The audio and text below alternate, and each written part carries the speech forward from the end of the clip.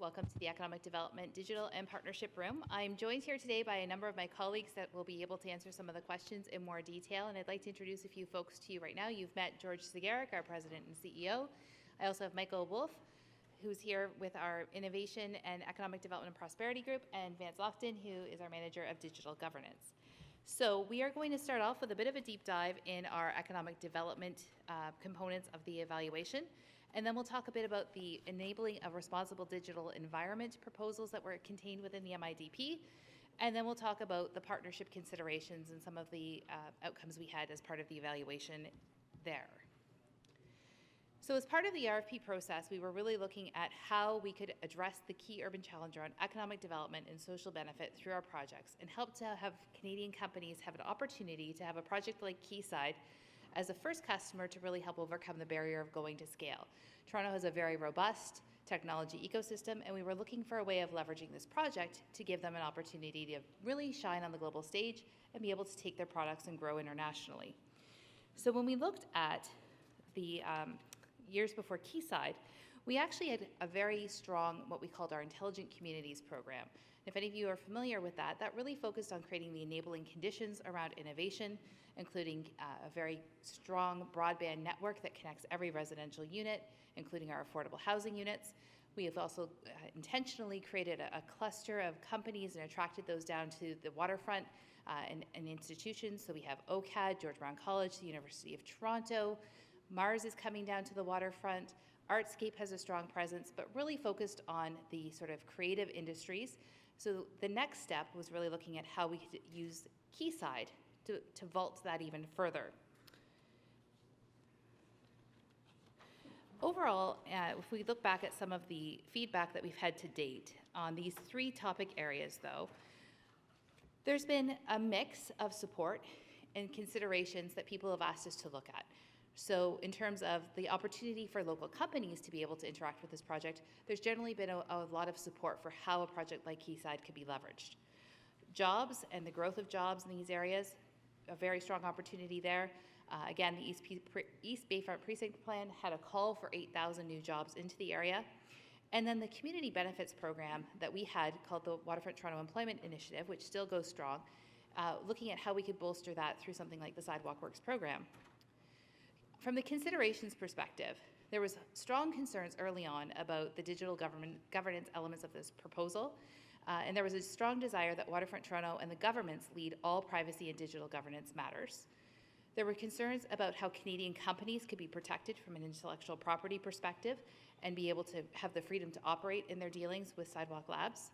And there was a trust issue that was identified early on about whether or not Sidewalk Labs and its parent company could in fact be trusted to deliver this project. So let's go in through the economic development piece first. There were 25 proposals within the MIDP that focused on the economic development objectives. Of those, Waterfront Toronto actually supported all of those objectives. Again, with the caveat that this doesn't mean that we've approved the proposals or approved the project moving forward, but all 25 of those solutions we felt helped to meet our needs in terms of the economic development objectives we set forth. You'll see actually one dot in both the economic development and the digital proposals that shows that it's a solution that Waterfront Toronto would support and advocate for from a policy change or regulatory reform perspective. And I just want to flag that it's the same solution. It's actually Koala, which is a mounting device. And it's not that we're actually looking to seek any sort of regulatory reform from a digital governance process. It's actually about how the equipment would be attached to the poles, that there's currently a barrier with potentially Toronto Hydro and how that would work. So it's not a digital issue, it's actually an infrastructure-based issue. As we worked through the evaluation, we also wanted to flag that while the evaluation assessed the economic development potential of the proposals contained in the MIDP, there are still areas that we need to examine more closely based on the actual project program that ultimately would be recommended to move forward. And these include job and wealth creation. So our evaluation in the early stage focused on the job creation elements of the proposal because that was what was set out in the RFP. This project obviously has a direct tie to the overall wealth creation element, things like intellectual property and so on, that needs further investigation, and we're committed to doing that work. We did a preliminary ecosystem scan to understand what companies in the Toronto and Canadian marketplace would actually be able to participate in this type of a project and to benefit. Once we understand more fully what this project is fleshing out to look like, we'll do a more detailed ecosystem scan to get clarity on that, and that would include going to key umbrella groups like the Council of Canadian Innovators to be able to engage and understand the marketplace more fully. And then the economic impact. Again, the economic impact analysis that was done on the basis of what was in the MIDP, not on the basis of what any revised project would look like. So we would like to go forward and do a further economic impact assessment on the project so that we have that data available to us. Even once those baselines are established, it's important to note too that this is an area that Waterfront Toronto sees needs to be tracked over time to understand what the benefits actually were that were realized from a project. So from an economic development piece, one of the solutions that we wanted to focus on today was really the mass timber buildings and modular construction factory, which has a strong opportunity to actually catalyze a new industry, leveraging the Quayside project as a first customer. And that is a commitment that Sidewalk Labs has looked to make an $80 million investment into a new factory. The buildings in Quayside would be built using mass timber as, again, that first customer opportunity. And that ties directly into our sustainability objectives, as well as some of the affordability objectives in terms of lowering the cost and, most importantly, dealing with some of the embodied carbon issues that we have from a sustainability perspective. On the digital side, there were 15 solutions that really focused on how to enable a responsible digital environment. So the digitally enabled solutions, if you will, that's a term that you would have seen in the MIDP, those are being dealt with in each of the breakout rooms where they're actually coming into effect. So if you were looking for information, for example, about the automated schedulers in deep detail, that would be covered off in sustainability. I will mention it here, or the mobility packages, those would be dealt with in the mobility piece. Sustainability would touch on some of the other elements around scheduling and utility management. So in this case, there was, again, the Koala that was a policy change and regulatory reform, and one that we would support and advocate for government funding. And that was actually looking at the notion of a data collaborative and whether or not there was an ability to have responsible data sharing that could be facilitated through the project. One of the things that Sidewalk Labs had put forward and surfaced for us was their commitments around their internal accountability mechanisms. These are things that will help them be able to achieve the responsible data use objectives that were set through our conversations with them. So these are notions like the use of common published standards for both technology and data, and that not only benefits the project, but also the surrounding ecosystem to be able to share the solutions and to share the data in a way that other innovators would be able to actually leverage and move forward with. And then they also have a robust set of internal accountability mechanisms like their responsible data use guidelines and their responsible data use assessment. These, again, are more inward-facing, but there'll be mechanisms that will help them be able to do things like the privacy impact assessments and threat risk assessments that I mentioned earlier on in the previous session. In terms of a digitally enabled solution, that's an example of what we had supported for inclusion in the project. They're automated schedulers, and this builds on something that's actually available today. But in terms of being able to do some utility management and utility scheduling, when things are not in sort of peak pricing and peak utilization stages. So perhaps having your dishwasher run in the middle of the night, or setting your temperatures in your condos to a different level so that you're not utilizing peak energy utilization and yet still being able to keep it comfortable. And then here's just a little look at Koala. So this is actually a solution that will be able to reduce time and effort to deploy, maintain, and remove various different fixtures, whether those be light posts, advertisements, sensors of various different types. And really it helps to take and make it far more easier for municipal employees or people who actually are working on those development blocks to switch that infrastructure out, not have to close the streets and so on. But again, this doesn't require any change to a digital governance law. It is actually about the access to the utility pole itself. So the conclusion that we'll talk about together today, again, does not mean that we've approved moving ahead with the project or the partnership with Sidewalk. It does mean that we see merit in including these solutions in the draft innovation plan for Quayside. So we encourage you to speak with the staff that are at the tables about each of the solutions, which will be covered in more detail and are available in your discussion guide, so that we can have a better understanding of what your feelings are about each of those different solutions that have been put forward. So then with regards to the partnership considerations, Waterfront Toronto looked at 4 key areas when they looked at their experience with Sidewalk Labs as a partner. We looked at the organizational capacity and capabilities of Sidewalk Labs as a firm, so their access that we had to the partner talent and expertise, as well as the new knowledge, tools, and methodologies that were being brought forward. The partner experience, so how was decision-making achieved? Was it easy? Was it fast? Was it consistent? Were issues being resolved reliably? The financial performance, so what was the administrative time and cost burden to Waterfront Toronto of managing the partnership? Was that commensurate with the return on investment that we were making? What was the access to new funding and revenue opportunities that we wouldn't have otherwise had without having this partnership? And then 4, public impact. What has been the public perception of the partner, and what are the opportunities for the broad benefits from this project to the broader community? As we do through any of our commercial arrangements that we have, we also do traditional due diligence on our partner. So we've done 3 rounds of due diligence on Sidewalk Labs, including when we selected them, prior to executing the framework agreement, and prior to executing the plan development agreement.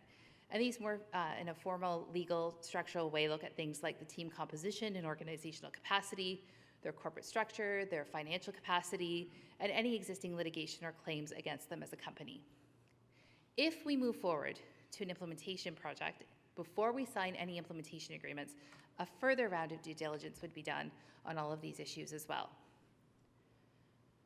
In terms of risk mitigation, it's really important to recognize that we are considering a number of different issues or different approaches around how we can manage legal and commercial risks.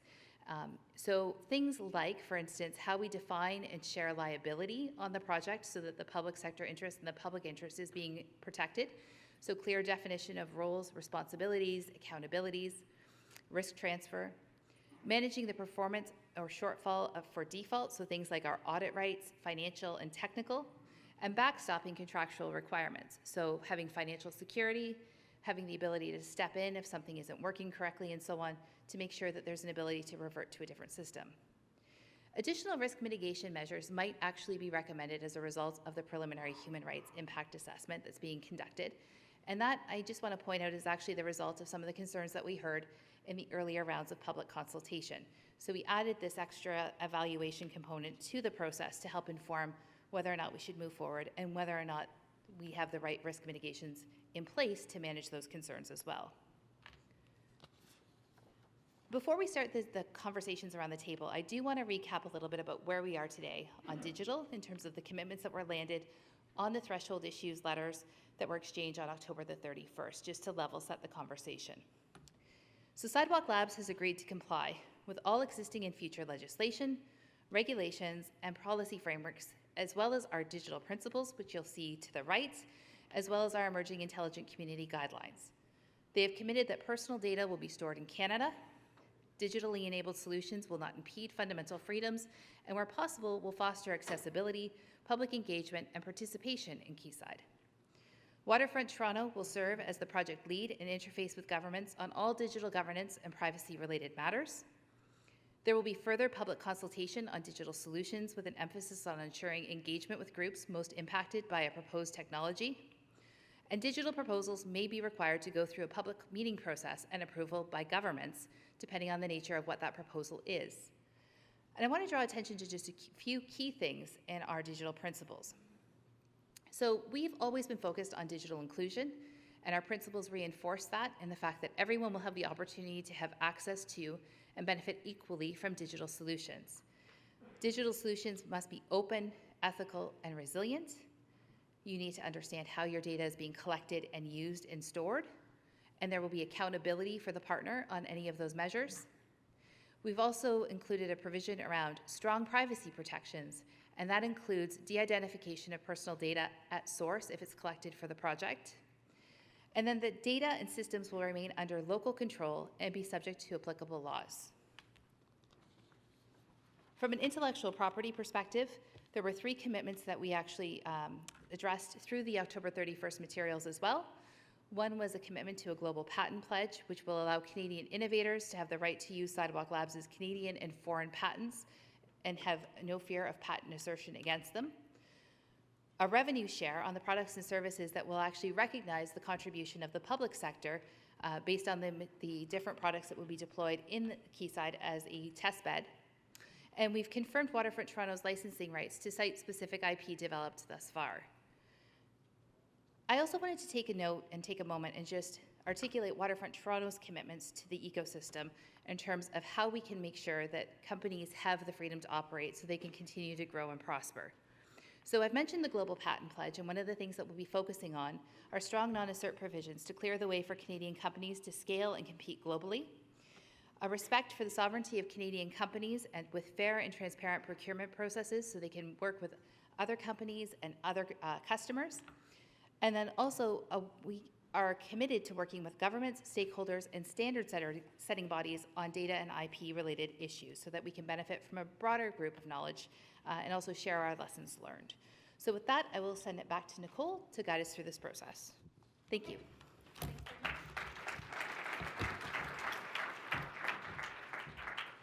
So there are some empty chairs at tables where there are facilitators if you'd like to make a move. Otherwise, what I would like to encourage you to do is take the next 20 minutes or so and discuss amongst yourselves what you think about the project through this lens of partnership, economic development, and digital. And really in this room, we're focusing on the same questions that we had, sort of the broad strokes, the same questions we flagged at the beginning of the meeting. Do you agree with Waterfront Toronto's conclusion that the proposals sufficiently address the challenges they're trying to address? Any solutions you want to see Waterfront Toronto prioritize? This focuses a lot on solutions. In this room, we're also focusing, obviously, are the controls in place in order to manage risk? These are the questions that are directly on the handout that's attached, the worksheet that's attached to your agenda. So all the facilitators will be starting off with those questions. Are there some, would you like to see in terms of commitments from Sidewalk Labs to this project? So we don't have a ton of time, but we are going to make sure you at least have a good conversation at the table.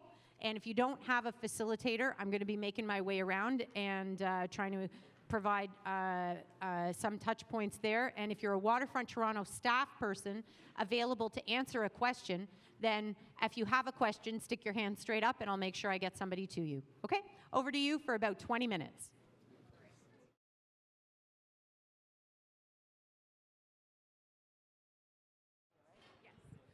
Okay, our first table facilitator is at the front and ready. We're going to have a second rotation. So remember, we're going to at least have to check in. And some tables were extremely efficient. Other tables, I'm sure, could be here for a week. So I'd just like to ask the facilitators to come to the front. And if your table does not have a facilitator, to send somebody who might be interested in reporting on behalf of the table.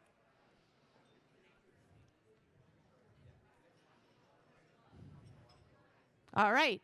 Any other facilitators out there? Jenna, you coming? All right, come on. Okay. I appreciate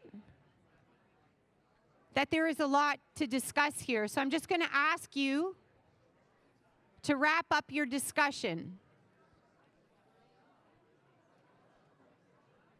I don't know if I could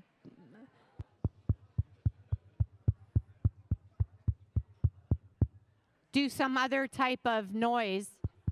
Hi, everybody.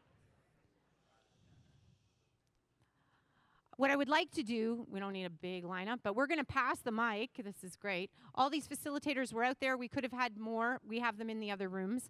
I'm just going to get them to give a very small flavor. They were all taking a lot of notes. Some tables that did not have Waterfront Toronto or, well, some people that didn't have a facilitator had a Waterfront Toronto staff person that may have come a little late to make notes. You can also stay in this room for the second rotation if you want, but you can also write any notes on your own worksheets or fill out the feedback online. So all I'm going to ask you guys to do is pay a lot of attention to what the other facilitators are saying. And if your table focused on the same thing, I don't want you to go to something else. I want to see that you focused on the same thing. So I just want 1 or 2 points from your table. And you can't take 2 minutes each. You can take 30 seconds each. This will give you a flavor of what will be in the report from this room. Obviously, there will be much more detail. Thanks, Nicole. So I would say,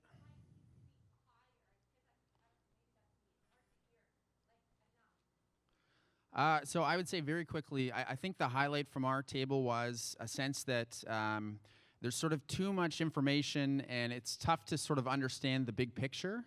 And one point that was made was it's unclear, what this sort of business or the financial model is behind this. But I think really the big theme was too much information, a bit sort of lost in the details, and trying to really hone in on what are the biggest sort of risks or opportunities with this. Great, thank you. So my table was very supportive and in agreement with the project. Feels the need to educate the public, and it'll get better feedback.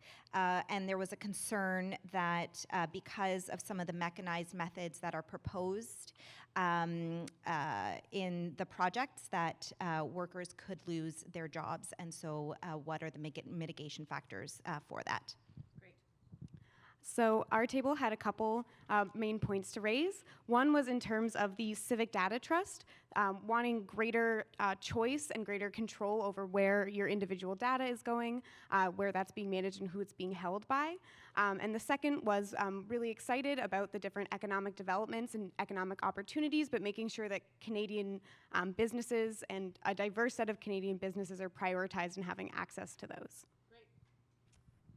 At our table, we also talked about details, and there are lots of details that we still need to understand. And the second big point was, how does this particular project on 12 acres, which seems to have been designed for 900 acres, how does that, within the 12-acre parcel, how is it integrated into the rest of the city, and what's going on there?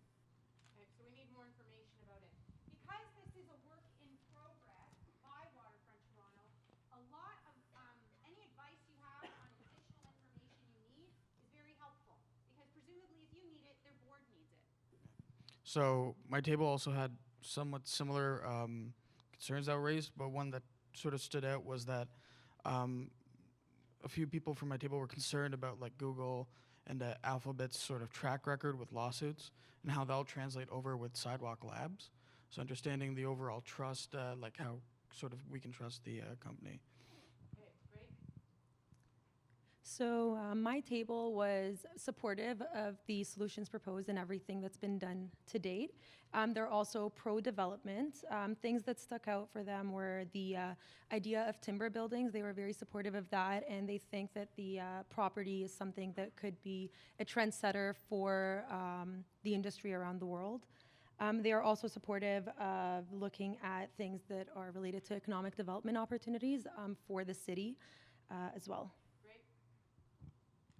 So my table was also supportive of the proposal. The main two key points to share is they want to stay local, meaning work and partners have to be Canadian. And data privacy, again, just as we mentioned, who will have access. Make sure that the data privacy issues are addressed? Yep. Okay, make sure that the data privacy issues are addressed. Second point. Okay, Chantel. So Good job, everybody. Keep it up. So my table had a lot of newcomers, and one thing that they stated was that there's a lot of information, but they don't know what information to focus on. So we spoke about a lot today, but they're not really exactly sure what Sidewalk Labs and Waterfront Toronto have done. And then while they're supportive of progress, they also don't want to rush the progress. So this is in regards to laws and regulation. They want to take time to understand things about privacy and other things that Waterfront Toronto and Sidewalk Labs are working on. So I had sort of a superstar table over there. We talked a lot about the storage of data and sort of inform people about what de-identification would mean. There were concerns about just clarity around opting in and opting out to some of the smart technology that would be employed, and if you're opting in, to what level can you control that, and if you're opting out, then sort of what is the point, and finding the balance between people opting in and people opting out, and sort of making sure that everything works as a whole. And we talked about the myth of zero risk, and just making sure people are informed with exactly what the risk is and how small it is, and which parts of the sort of situation is tied to. And then we finally touched on 5G data and any health risk associated with that, and just making sure that we're well educated on that before moving forward. Good. 1 or 2 points from the rest, and then we're going to be done. Great. I had a fantastic table. Generally, they were supportive of the innovations and the work that Waterfront Toronto's done in the process. They identified a need for more communication from Waterfront Toronto specifically on a few key areas. The first was the real current and future opportunities for the residents who live in the surrounding area. So what does this mean in detail for job creation, for transportation, for if you're living in the surrounding area, what does this really mean for you? They also identified a real need for clear and even excruciating detail when it comes to digital overlay in terms of the project itself. What is being proposed? What's the analysis Waterfront Toronto has done on whether or not this is the solution or there are other solutions? And what does it mean for members of the public? And then finally, a level of detail for things like mass timber. There is generally support for it, but let's say they need a level of detail for how that mass timber is going to be transported from the factories to the project site itself in Quayside to make sure that it is truly environmentally friendly in every way. So more detail across the board needed. Okay, that sounds consistent for many tables. We're going to go rapid fire now. All right, we had a great conversation at our table as well. Just very quickly, what was talked about is seeking more clarity, so more details. So for example, what information is collected? How exactly is it going to be used? Is it going to be for education and improvements versus monetization? And then there was a lot of conversations around how this project will have an impact on a larger scale. So the 2 big points from our group, firstly, there should be a RFI, request for information process, before the RFP process, so that public consultation can start 1 step before. And secondly, For this project, they would have preferred a request for information before the RFP went out to retain Sidewalk Labs? yes. Okay, so that's coming all the way back to the beginning of the day. Good. Yeah. And then secondly is who actually owns the public and private spaces, and there's a lack of clarity around power and responsibility there. Cool. So the one main point is how governments act as a conduit and a counterparty to Sidewalk Labs as innovation happens, and whether or not they have the capacity to draft effective policy. And then secondly, also unforeseen changes to the plan. What happens if things change, and how do we act if, what's the plan B? Right, very lively discussion. I'll try and distill this to 2 points. I think the major issue that we're looking at here, and one point that was brought up, is that this does not need to exist as a binary. And it was a discussion around commodification and commercialization of data and how governments can use these tools for good.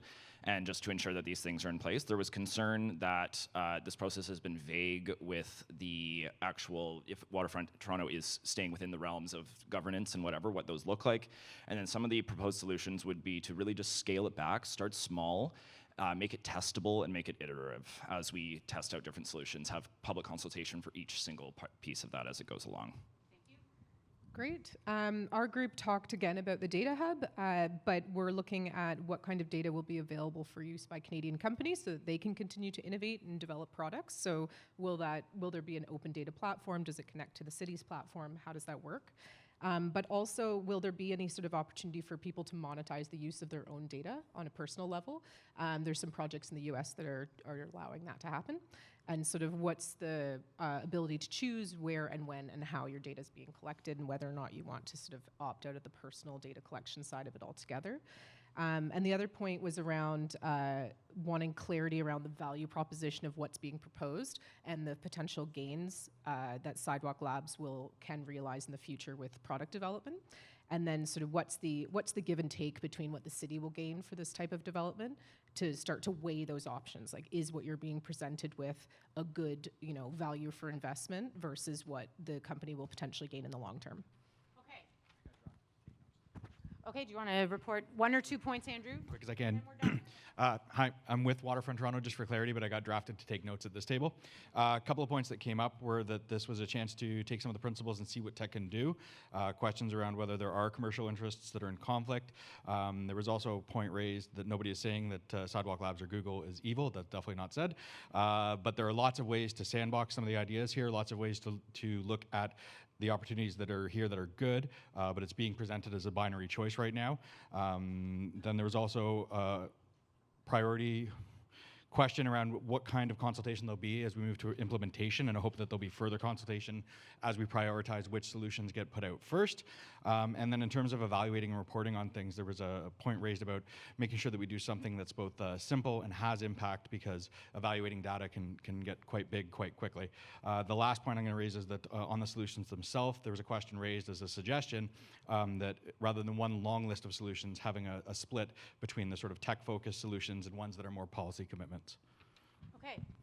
Thank you very much for your patience. This is the size of one public meeting normally in this town, so we've really had to make sure that we adjust. But I think what I've heard, and we will have all of these people will be writing up their notes, which will integrate into a summary from this room. But we've got people who are supportive, people who are concerned, too much info, in part, and tough to understand. Other places, not enough information. Few mentions, if I understand well, of making sure that this benefits locally, whether it's local business, Canadian business, or local residents. So if you're going to do it, make sure that that is covered, and also the notion around privacy and being very on top of, and data around how you're going to manage that, and the details around a data trust, and making sure governments are strong as a counterparty so that we really understand the value proposition. Big themes. We could talk about it for quite some time. Thank you very much for your cooperation.